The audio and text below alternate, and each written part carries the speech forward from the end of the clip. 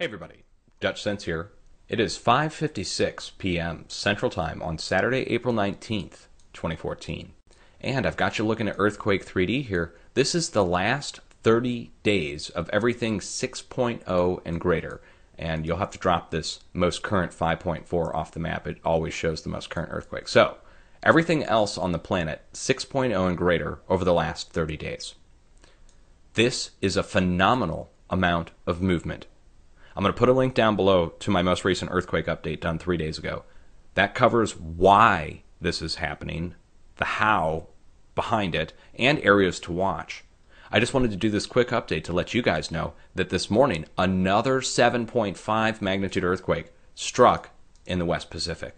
I posted it on Facebook, didn't have time to make a video because my Earthquake 3D feed was slightly messed up. Don't know why that happened, that was kind of strange. However, last 30 days, we've had multiple 7.0 earthquakes, and a few that have been downgraded, like this 6.9 here was originally a 7.0. Also, the 6.9 on the East Pacific was originally a 7.0. They downgraded those to 6.9s, and they downgraded the 8.3 to a 7.7.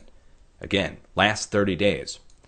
So really, in the last 30 days, we've had two 8.3s, each one producing a localized tsunami in the region, one actually sending a tsunami all the way up the west coast. In the same time, we've had, let's see, if you count the one that was upgraded here, or downgraded on both sides of the Pacific, we've had 6 7.0s in the last 30 days.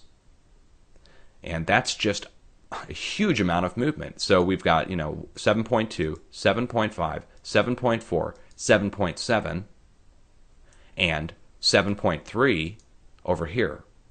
And then the 7.0 down here at the South Pole. That's huge. I mean, to see that kind of movement, I have never seen this kind of movement happen, not even before the Japan buildup. 2 8.0s, 7 7.0s, or 6 if you count the one that was upgraded. And let's go ahead and try and count the 6.0s here. Okay, starting here in the west, we've got 1, 2, 3, 4, 5, 6, 7, 8, 9, 10, 11, 12, 13, 14, 15, 16, 17, 18, 19.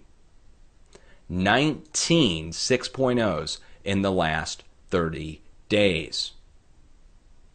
That's a huge amount of movement. So we're having almost 20, and I'm willing to bet we're going to see a couple more pop off today. Let me go ahead and show you really quick over the last 7 days what's been happening in the U.S. Now, this is going to show us 2.5 and greater in the U.S. and 4.0 and greater internationally. Now, keep in mind, this is just the last 7 days. Again, West Pacific just out of control, and look at the amount of deep earthquakes occurring. Each one of these happening at a roughly 300 to 400 mile range. Something going on inside of the asthenosphere of the Earth, which is the semi-melted magma crustal area right below the plates, where the plates rest on top of. So this kind of movement, again, this is 4.0 and greater. Look at these cluster spots.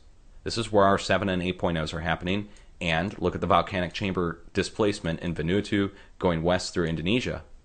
Normally, these deep earthquakes are associated with magma coming up through the crust. You'll notice one over here, now in Argentina.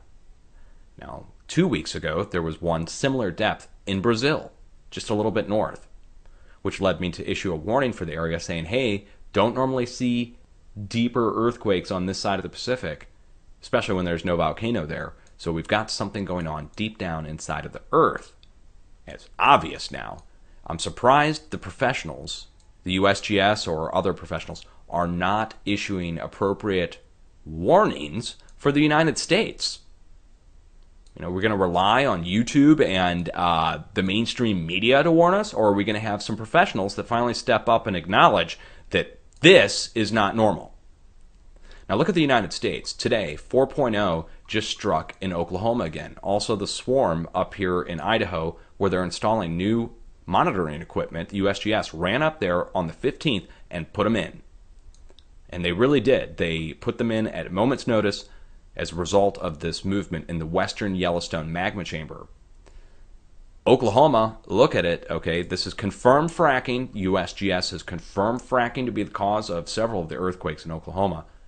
200 feet away from the nearest frac well. Went and measured it, took a screenshot. Here's the lake, here's the apparatus, here's some actual pipe laid out for maybe possibly drilling another one. We have our injection well up here to the upper left and several storage tanks and an overflow tanks. You know, seeing this kind of movement happen without any kind of professional coming up and telling you, hey, there may be something to be worried about here. Take it from me. You can go back and watch my other videos if you don't believe me over the last 2 years and compare when I'm showing you the last 7 days of earthquakes. Never seen it look this heavy, guys. Okay? That's all I can say. Don't really know what to expect from this other than most likely a large-scale earthquake event in the areas where, or one of the areas where we're seeing the excessive movement already.